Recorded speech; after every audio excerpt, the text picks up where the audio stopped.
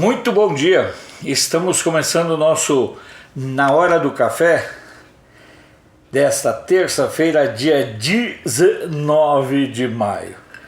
Passando aqui esse cafezinho especial, como diz o povo que tem que passar aí rebolhando, né?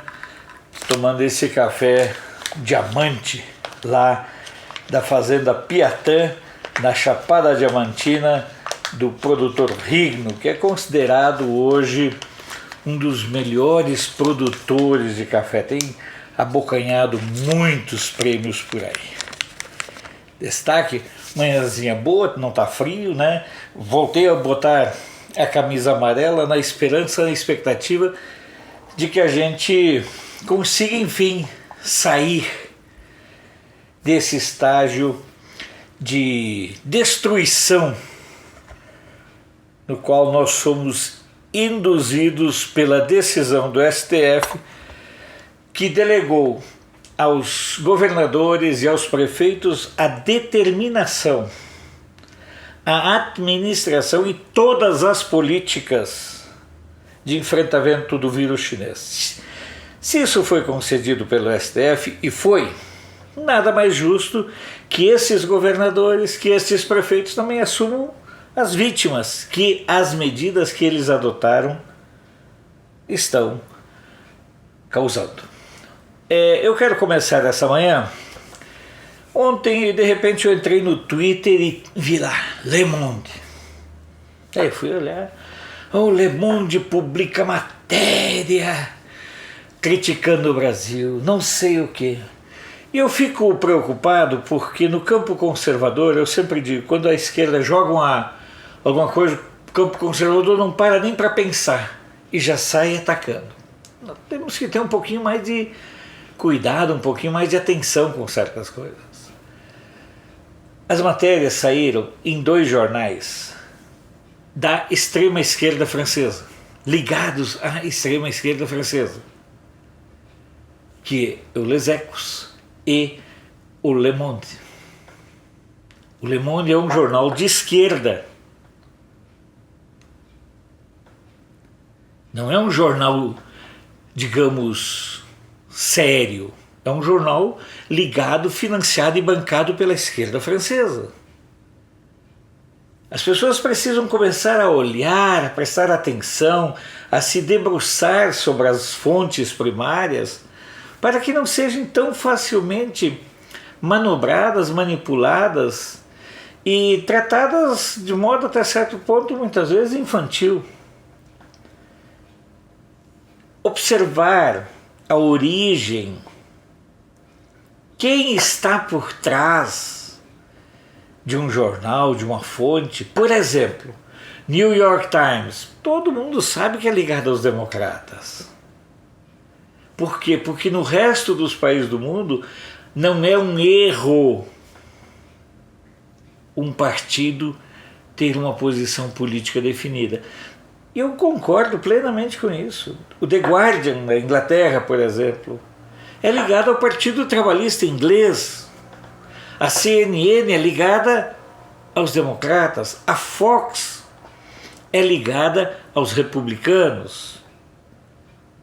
São estas coisas que a gente tem que começar a ver antes de entrar em certas pilhas. Por isso que eu brigo, por isso que eu luto tanto, que o governo brasileiro precisa ter na Agência Brasil um emissor de conteúdo confiável, não esta porcaria que está hoje. Não é para fazer jornalismo chapa branca. É para fazer um jornalismo sério e responsável, não aquela patifaria que hoje faz. Hoje a Agência Brasil faz um jornalismo ao modo do Le Monde, um jornalismo de esquerda, sujo, rasteiro, venal. Mas os conservadores acabam entrando nessa pilha. E ontem eu recebi umas 5 ligações de pessoas dizendo assim: você viu o que o Le Monde publicou? Eu disse assim: você sabe quem é o Le Monde? É um jornal de Paris, sim. E você sabe qual é a identificação ideológica desse jornal? Não. Então se informe. Procure informação. Se antecipe. Por exemplo, a credibilidade do El País, por exemplo,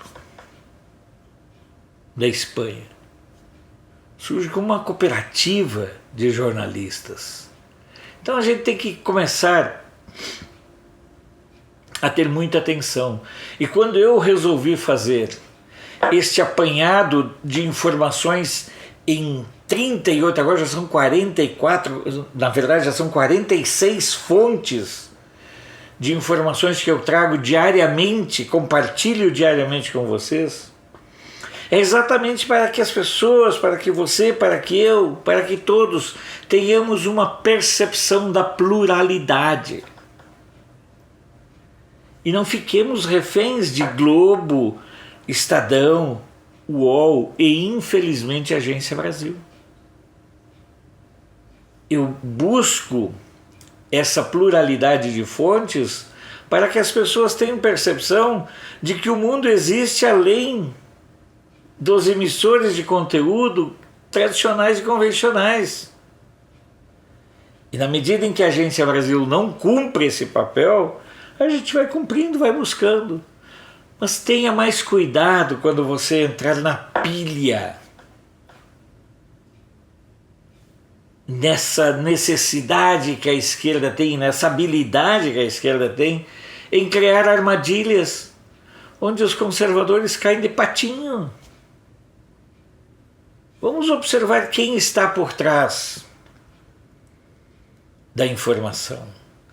Quem é que manipula efetivamente a informação?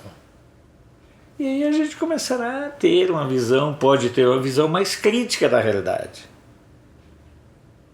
Volto a dizer, não defendo o jornalismo chapa branca. Defendo o jornalismo verde e amarelo para a Agência Brasil. Porque a Agência Brasil é paga pelo povo brasileiro. Não é pago pelo PSOL, pelo PSTU, pelo PT, pelo PSB, pelo PDT e pelas facções de falanges criminosas da esquerda. Por isso que eu quero que a Agência Brasil faça jornalismo, não esse tipo de panfletarismo que hoje ela faz, quando não consegue ocupar um espaço como fornecedor de conteúdo, porque virou igual Globo, Estadão e UOL. É a mesma porcaria.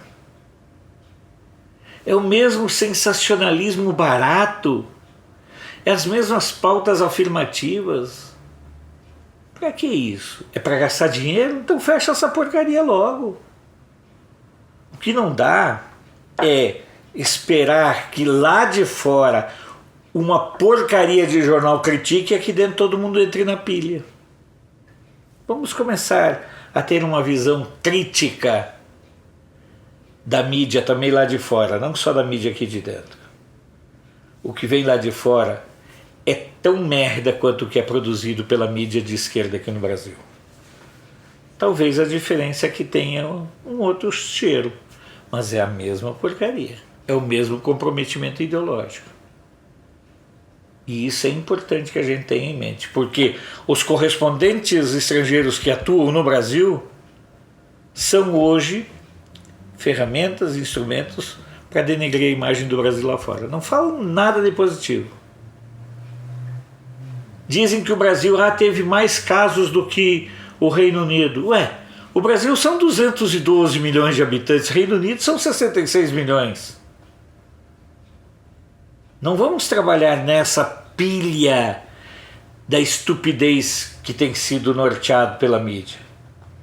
Vamos dissecar, vamos olhar os dados e vamos evitar as armadilhas. Como dizia aquela música, armei uma arapuca na beira da estrada. Pois é, eles armam a arapuca e os conservadores caem de patinho. Tá bom? Vamos continuar aqui com o nosso Na Hora do Café. Lembrete agora, né, o IETS é à meia-noite, tem tido uns debates muito interessantes. No IETS você não paga, quer dizer, não é obrigatório você contribuir com superchat. Tem tido debates muito, muito interessantes. De vez em quando aparecem os jumentos lá para encher o saco, mas nós temos uma equipe de 5 ou 6 moderadores que fazem o trabalho super bem feito. como reiterando que nós temos também a nossa caixa postal, que está aqui inclusive identificado no vídeo. E se você quiser contribuir conosco, é muito importante para nós mantermos esse tipo de pegada aqui. Porque algo que me emociona é, por exemplo, receber uma mensagem de uma pessoa, eu não vou revelar o nome, do interior do Rio Grande do Sul, mandando uma mensagem: como a gente pode fazer para ajudar, para contribuir com o canal de Brasília? Isso mostra que a nossa mensagem, que o nosso trabalho já está indo bem além de um primeiro estágio, de um segundo estágio.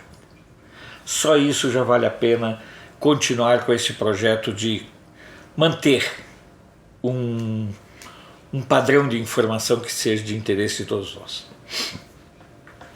Vou tomar um cafezinho que a garganta começa.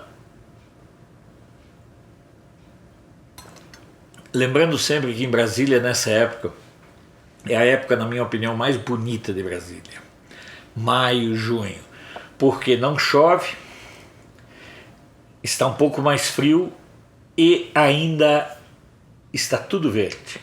Então, se você quiser marcar para visitar Brasília, faça isso nesse período que vale a pena. É um momento em que realmente o clima de Brasília ajuda, facilita e é muito agradável, certo? Então, se você estiver querendo programar uma viagem aqui para Brasília, para conhecer Brasília, eu lhes digo, esse é o período. Inclusive, assim, Brasília você conhece em 2 dias. Bem visitado, você visita em 2 dias, numa visita bem organizada. Mas reserve mais 1 ou 2 dias para você conhecer o entorno. A 100 quilômetros daqui de Brasília fica Formosa, muito bonita. A 140 quilômetros por aí você tem Pirenópolis, que é para o outro lado, também uma cidade do ciclo do ouro que vale a pena. Em Formosa você tem Itiquira, você tem bons hotéis fazenda, e lá para Pirenópolis nem me fala, né? Lá são muitas pousadas maravilhosas. Então, uma boa dica de passeio aqui para Brasília é você ficar entre 4 e 5 dias. Dá para conhecer toda a região tranquilamente. Vamos para as notícias? O presidente dos Estados Unidos, Donald Trump, revelou ontem que está tomando hidroxicloroquina há mais de 1 semana e meia. O medicamento usado comumente para combater a malária tem sido testado em todo o mundo na tentativa de curar o vírus chinês. Ele diz que ele toma uma pílula por dia e todos os exames que ele tem feito estão dando negativo. Engraçado porque, na verdade, essa medicação na base de hidroxicloroquina, ela sempre foi usada e nunca teve efeito colateral. Quando ela é contra a malária, ela não tem. Ela é uma medicação eletiva, né? Se for contra o vírus chinês, aí causa arritmia cardíaca. Se for contra a malária, ele não tem problema. Ou será que é só hipocrisia? Eu queria ter uma visão sobre isso. Durante a mesma coletiva na Casa Branca, o presidente norte-americano voltou a criticar a OMS, e dizendo que a entidade hoje não passa de uma marionete da China. Trump também disse que em breve tomará uma decisão sobre as contribuições dos Estados Unidos. Está pensando em reduzi-las a 40 milhões de dólares por ano. O valor seria cerca de 1/10 dos fundos pagos anualmente pelos Estados Unidos. O sociólogo, sei lá qual é a profissão do presidente da OMS, é um capacho da China, só isso. Capacho venal, ordinário, safado e serviçal da China. Outra notícia, os novos calendários, candelários, os novos calendários de saques do auxílio emergencial de R$600, 1.200 para as mães solteiras, eu acho horrível demais. Podiam ter usado um outro termo. Mãe solteira, não existe mãe solteira, existe mãe. Mãe é mãe, não interessa o estado civil. Foram elaborados de modo a manter o fluxo nas agências da Caixa Econômica Federal em torno de 2,5 milhões de pessoas por dia. ele explicou que em todo o país, o presidente da Caixa, né, o Pedro Guimarães, explicou que em todo o país esse movimento se repetirá diariamente, de hoje até 13 de junho, quando acabará o saque em dinheiro da segunda parcela. Os parques naturais e o Pão de Açúcar continuarão fechados ao acesso público por mais de 30 dias, lá no Rio, né? A decisão foi divulgada ontem pela Prefeitura do Rio. Até o momento foram entregues 823 respiradores a 16 estados do país. As unidades da federação que mais receberam foram Rio de Janeiro, Pará, Amazonas, Ceará, Pernambuco e Amapá. Os números foram apresentados pelo secretário executivo do Ministério da Saúde, Elcio Franco. O presidente do Senado decidiu suspender o recesso parlamentar do Senado, que ocorreria de 17 a 31 de julho. É um perigo. Esses caras, eu não sei quando é que eles são mais perversos, perniciosos, inúteis e um risco para a sociedade, né? Se é trabalhando, quando fazem algumas coisinhas assim. O presidente Jair Bolsonaro sancionou com vetos a lei que cria linha de crédito para auxiliar micros e pequenas empresas durante a crise do vírus chinês. A sanção foi publicada no Diário Oficial de hoje. Entre os vetos, certo, é a carência de 8 meses para pagamento. Não dá para concordar, tinha que ser 8 meses, não tem jeito, né? Um dos setores mais impactados pela pandemia do Covid, o de bares e restaurantes, aguarda com expectativa o mais novo decreto da Prefeitura de Porto Alegre, que deverá permitir o funcionamento desses locais, ainda que de forma reduzida. A publicação deve ocorrer hoje. Os estabelecimentos poderão receber até 50% da capacidade, segundo o PPCI, deve ser o cálculo lá de ocupação de espaço. Vamos girar as notícias? E a primeira notícia é exatamente essa: Correio do Povo. Bares e restaurantes têm expectativa por decreto de liberação em Porto Alegre. Gazeta do Sul. Ministério Público de Santa Cruz faz novas recomendações a clínicas geriátricas para evitar surtos. Jornal NH. Calçadista RR Choice confirma desligamentos. Federação fala em 535 demissões. Os profissionais, os funcionários, os trabalhadores foram avisados, informados ontem pela manhã. Isso na unidade de Santo Antônio da Patrulha. Notícias do dia. Sem aval da Anvisa, respiradores seguem retidos e sem previsão de liberação. Primeiro lote com 50 equipamentos requer uma licença que precisa ser solicitada pela Veigamet e até agora não foi. Receita Federal ainda desmentiu a possível chegada de mais respiradores. É muito atrapalhada no Moisésinho, lá de governador de Santa Catarina, que que achou que poderia ser uma nova liderança e virou as costas para o Bolsonaro. Gazeta do Povo. Corporativismo dos servidores não descansa nem durante a pandemia. Ah, é?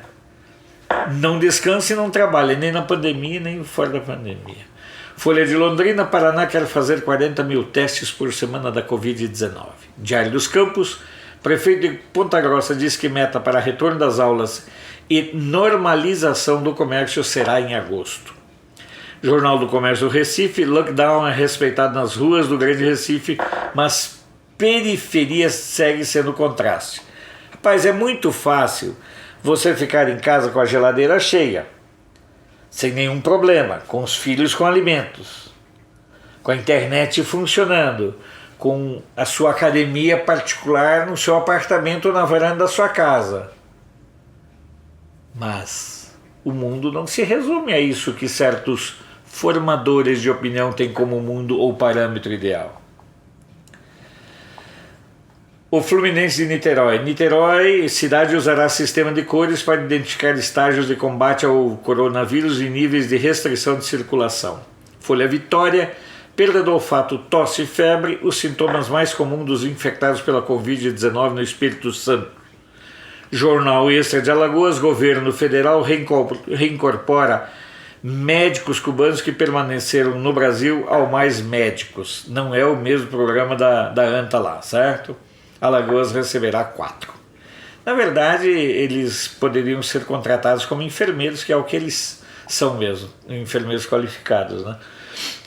Tribuna do Norte. De Natal, o governo do estado prevê déficit de 1 bilhão no orçamento de 2021. Lá vem, agora é farra, né? A conta vai ser paga por nós. Correio da Paraíba, bares e restaurantes anunciam medidas para tentar reabertura. Vocês já ouviram? É uma outra notícia que está lá, é de um assassinato, mas eu não vou tratar dele. Mas o que eu achei engraçado é que no começo era LGBT, vocês lembram a sigla? Agora já está aqui, ó, LGBTQI+. Daqui um pouco vai faltar letra no alfabeto para designar todo mundo. LGBTQI+. Brincadeira. O Liberal de Belém, casos de coronavírus avançam no Marajó e entidades pedem celeridade ao governo. Condições precárias de estrutura têm tornado a população da região um alvo fácil para a Covid-19. Problema de saneamento. Nós já falamos disso aqui, eu já falei, já disse várias vezes. Os governos dos vagabundos, desde Sarney para cá, eles não investiram em infraestrutura e em saneamento. Aqui mesmo, aqui no Guará, lugar onde é que o esgoto corre a céu aberto. Então as pessoas não fazem captação de água fluvial, jogam dentro da rede de esgoto. É uma farra, não tem fiscalização. Não tem fiscalização, não tem investimento e não tem educação para isso, né? A região de Itabuna, na Bahia, toque de recolher aumentou os casos. Um levantamento de que a partir da decretação do toque de recolher, mais do que duplicaram os casos lá em Itabuna. Tribuna da Bahia, a CM Neto anuncia retorno de shoppings em modalidade drive-thru. Cruzeiro do Sul, lá de Sorocaba, velórios ganham transmissão online em razão da pandemia. Ai. A Tribuna de Santos, atendimentos em container da Covid-19 é alvo de reclamação em Cubatão. Cara, deixa eu te falar, tá conseguindo ser atendido? Correio Popular de Campinas. Câmara de São Paulo aprova antecipação de feriados para aumentar isolamento. Diário do Nordeste, pesquisa sobre propagação da Covid-19 causa impasse no interior. Há uma pesquisa que foi contratada pelo Ministério da Saúde junto à Universidade Federal de Pelotas. A má vontade das prefeituras, dos profissionais que querem checar se cada um dos pesquisadores é inscrito no conselho regional da sua categoria. Meu Deus do céu! Campo Grande News, prefeitura vai prorrogar por 30 dias proibição de cortes de água na capital. Atual Amazonas, Covid-19 desacelera em Manaus e aumenta a contaminação no interior do Amazonas. A propagação vai acontecer e vai atingir agora sim aqueles segmentos mais com maior problema de infraestrutura na área. Se Manaus já é uma cidade com infraestrutura na parte de saneamento precário, imagina o interior, né?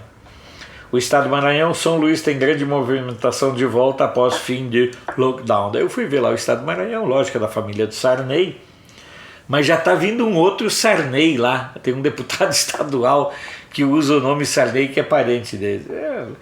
Política como negócio é um excepcional, é a capitania hereditária que reina dentro do Congresso Nacional. Cara, esses caras não trabalham. Eles vivem da política, eles vivem roubando da política. É filho, é neto, sabe? Aqui em Brasília já estão querendo, já tem gente querendo lançar filho para candidato. Caramba, trabalhar que é bom nada, né? Porque não existe melhor emprego hoje para ficar rico do que ser político, infelizmente. Os políticos honestos se ferram. E o que tem que acontecer é os honestos ocuparem os espaços da política. Estado de Minas, Bolsonaro se reunirá com governadores para tratar programa de auxílio a estados. O encontro ocorrerá às 10 horas da quinta-feira, dia 21, por meio de uma videoconferência. Eles estavam todos alegrinhos, né? O STF permitiu que a gente brincasse de governador, brincasse de chefe, mas a palavra final, quem tem a chave do cofre é o Bolsonaro. Diário do Rio Doce, campanha de vacinação já começou em Valadares. Tribuna de Minas, lojas reabrem após adesão de Juiz de Fora ao Minas Consciente. Folha da Manhã, Passos vai instalar barreiras sanitárias. É a nova moda agora. Vocês já viram? Eles têm certas modas. Lockdown, agora é barreira sanitária. Agora tudo é barreira sanitária. É um troço impressionante. Triângulo Notícias, vereador de Rio Paranaíba propõe reduzir seu salário e de seus colegas. No eleitoral eles fazem certas magias. Ele podia ter proposto isso em 2014, né, 2016, quando foi eleito. Mas não, ele esperou para agora. Né? Olha só, meus eleitores, vejam o que eu estou propondo, que reduza o salário dos vereadores. Por que não propôs no primeiro mês do seu mandato? Isso é mais ou menos como vai ter alguns candidatos a senador no final de mandato em 2022 que vão propor coisas. Como, por exemplo, tem cabimento o senador ter 2 suplentes para quê? Porque são os que financiam a campanha. Outra coisa, se a pessoa é senador, ela não pode sair para ministro ou para outro cargo, a não ser renunciando. E mais, na minha opinião, deputados federais, deputados estaduais, senadores e mesmo vereadores, se eles quiserem ser candidato ao executivo ou outro cargo, eles precisam renunciar. Vamos parar de frescura, né? Vamos tratar, querem tratar a política como coisa séria ou vai continuar sendo apenas aberração? Pelo andar da carruagem, eu já estou prevendo que o próximo escândalo em Uberlândia, depois da questão das notas fiscais, vai ser relacionado com empresas de ônibus. O troço parece que está se avolumando. Empresa de ônibus impede funcionários de trabalhar e paralisa a frota em Uberlândia, diz sindicato. Está tudo com jeito de que vai estourar alguma coisa. Vocês não acham? Também esses empresários de ônibus, todo mundo critica eles, mas esses caras são explorados, espolhados, chantageados o tempo todo pelos agentes públicos. As histórias aqui de Brasília são de arrepiar e duvido que sejam histórias só de Brasília. Jornal da Cidade Online, após 30 anos, Collor admite erro no confisco da poupança e pede perdão.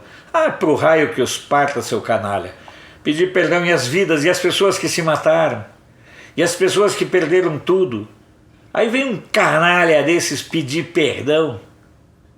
Ora, sabe, tem certas coisas que a gente precisa noticiar apenas para reiterar o quanto faz falta caráter nos homens públicos.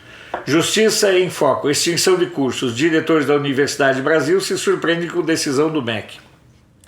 Essa Universidade Brasil também é implicadinha, né? De Brasília, pandemia reduz procura no atendimento por câncer de mama. Na verdade, é que a partir do advento da pandemia, certo? Só existe vírus chinês. Misto Brasília, dificuldades econômicas poderão levar o governo a prorrogar auxílio emergencial. Vamos pelas agências. O país de Montevidéu surgem os primeiros resultados positivos para uma vacina contra a Covid-19.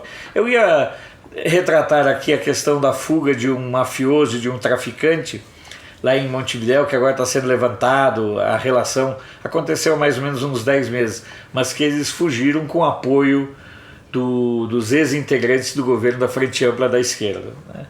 Mas ainda está meio confuso, embaralhado, por isso que eu não tratei desse assunto. El Mercúrio do Chile, violentos incidentes e confrontos agitam o Chile mesmo em meio à pandemia. É pancadaria mesmo. Todo Notícias da Argentina, Córdoba retoma a quarentena e restringe comércio depois do aumento de casos de vírus chinês. Lembrando que Córdoba é uma cidade talvez do tamanho de Uberlândia, por aí, sabe?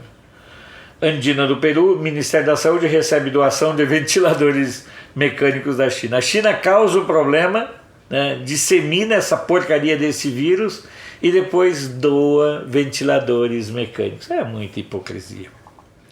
Deutsche Welle, a Alemanha subestimou o risco da Covid-19. Em fevereiro, ainda antes do carnaval, Berlim considerou pela primeira vez possibilidade de quarentena no país. Mas não fez porque era mais importante manter a festa, igualzinho aqui no Brasil. Rádio França Internacional, Alemanha e França propõem plano de 500 bilhões de euros para lutar contra o coronavírus. NHK do Japão, PIB japonês, né? Cai 3,4% em projeção anual no primeiro trimestre do ano. Lusa, essa é uma notícia de agora de manhã. Quando eu captei ela estava com um horário de 17 horas e 39 minutos da manhã do dia 19, nós temos um fuso aí de 4 horas em relação a Portugal, portanto é uma matéria que ainda não estava nem na RFI. Dissidentes fazem perder maioria absoluta a partir de Macron na Assembleia Nacional Francesa. Criou-se uma dissidência com 18 deputados. ANSA, que é da Itália, Battisti tem boa saúde e pode permanecer na prisão, diz juíza. Financial Times, ataque cirúrgico dos Estados Unidos à Huawei vai reformular cadeia de suprimentos de tecnologia. Os caras brincaram com a pessoa errada. Os chineses aí, tem muita gente foi brincar logo com o Trump. Cá entre nós, ele pode ter um monte de defeito, mas não é cagão. E o Trump está no mundo todo agora, né? La Vanguardia de Barcelona. Trump ameaça cortar todos os fundos de apoio dos Estados Unidos à OMS. O presidente exige que a OMS tenha melhoras significativas em sua estrutura já nos próximos dias e tenha coragem e dignidade de ser independente em relação à China. Agência Brasil, né? Ministério da Saúde entrega 826 respiradores a 16 estados do país. Para finalizar, eu vou tomar um café.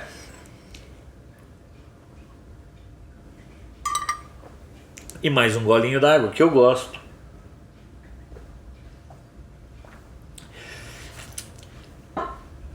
A quem interessa regulamentar e censurar a internet? Você já parou para pensar nisso? Você lembra que lá no governo da cleptocracia do chefe Lula, chefe do bando criminoso, o PT falava em fazer um controle social da mídia, dos meios de comunicação. Você lembra disso? Na verdade, esse projeto que eles usam marionetes, fantasmas e outras coisas para reapresentarem, agora está sendo reapresentada pela serviçal, pela funcionária do Lehman, né? A Tobata, acho que é, né? A Amaral. Bonitinha, né? Dizem que é bonitinha. Eu vi ela só uma vez passando lá no Salão Verde, mas... Aí, agora eles querem fazer o controle da internet. É o mesmo argumento, a mesma linha de raciocínio, a mesma linha de pensamento. Esse povo da esquerda, em seus múltiplos matizes, em seus múltiplos desenhos ideológicos, eles têm um ferrenho ódio pela liberdade. Faz parte do DNA de todo esquerdista ter dentro de si um pequeno Hitler, um pequeno Mussolini, um pequeno Stalin. Sabe, um pequeno Mao, um pequeno Che, um pequeno Fidel, Maduro, Chaves, sabe, Chong Chong Chong, aqueles lá da Coreia, o Xing Ling da China, eles são ditadores.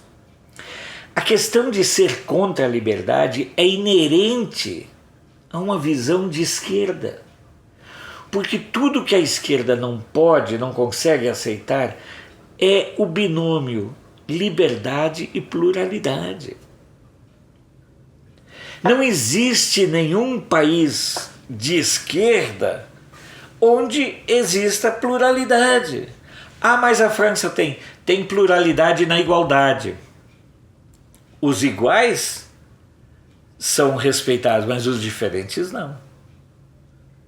Eu já lhes disse, e inclusive numa das lives eu reiterei, um discurso, uma intervenção minha que eu fiz num churrasco de um grupo de militantes conservadores, que se eu passar pelo minhocão da UNB, de norte a sul, pelado, fumando um cigarro de maconha, certamente vai ter um monte de gente querendo fazer foto comigo. Mas se eu passar com uma camiseta do Bolsonaro, eu corro o sério risco de ser linchado. Essa é a pluralidade deles. Esse é o respeito que eles têm pela pluralidade. Eles respeitam a pluralidade entre os animais iguais a eles, entre os jumentos. Ah não, eu sou um jumento da família dos que relincham olhando para esse lado, outro relincha olhando para cima. Mas o que não reza pela cartilha deles não é aceito dentro do conceito de pluralidade nem de liberdade. E é por isso que vira e mexe os agrupamentos, as facções, as falanges, as correntes criminosas da esquerda procuram de todas as formas cercear a liberdade. Com conceitos como fake news, como tantas outras baboseiras. O que aconteceu é que a esquerda perdeu a batalha digital. E é mais ou menos que nem aquele menino criado pela avó. Desce com a bola, vai jogar lá na quadra, o time dele perde, ele pega a bola e vai embora. É isso que está acontecendo. Como eles não conseguem fazer o enfrentamento nas redes sociais, eles acabam, então vamos mudar as regras. Então vamos terminar com a liberdade na internet. Porque esse é o modo permanente, reiterado, sistemático e doentio que a esquerda tem de atuar, aqui no Brasil e fora do Brasil. A esquerda não sabe construir nada. A esquerda vive do processo de destruição permanente. Eu estava almoçando antes do vírus chinês e aí um professor amigo meu, de esquerda, veio até a minha mesa e disse: Alfredo, como é que tá? Não, tá bem. Pois é, eu perguntei: e aí, como é que estão as coisas? Não, eu quis saber dele a questão de formação de militância. Vocês têm...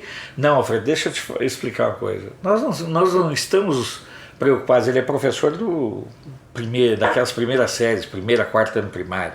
Era primário, nem sei como se chama hoje em dia. Alfredo, nós não estamos interessados em fazer a cabeça de ninguém. Nós estamos apenas interessados em destruir valores. E quando eu vejo ações como essa que estão fazendo para censurar a internet, eu vejo que é algo coordenado. Eles querem destruir os valores, e a liberdade é um valor muito caro para o campo conservador. Mas para eles, claro que não tem valor nenhum. Porque o conceito de liberdade deles é o conceito da liberdade em serviço, em favor deles, não da sociedade. Eles atuam, eles trabalham, eles agem buscando que esse conceito de liberdade seja cada vez mais restritivo e seja definido por eles de modo canalha, covarde, solerte e com aplausos dos seus pares. Lutar pela defesa, pela liberdade da internet é um compromisso de todo mundo que quer a liberdade. Ou seja, de cara já exclui os grupos de esquerda, que são exatamente aqueles, volto a dizer, que querem, de modo persistente, de modo reiterado, eles avançam para eliminar a liberdade, eliminar a diversidade, eliminar a pluralidade, para que vigorem apenas os seus valores, apenas os seus podres conceitos, porque eles não passam de seres podres. Bueno, vamos terminando. A gente se reencontra durante o dia. Eu vou aqui sorvendo mais um cafezinho e desejando a todos nós um bom e abençoado dia. E a gente se encontra de novo amanhã, às 8 da manhã, na hora do café.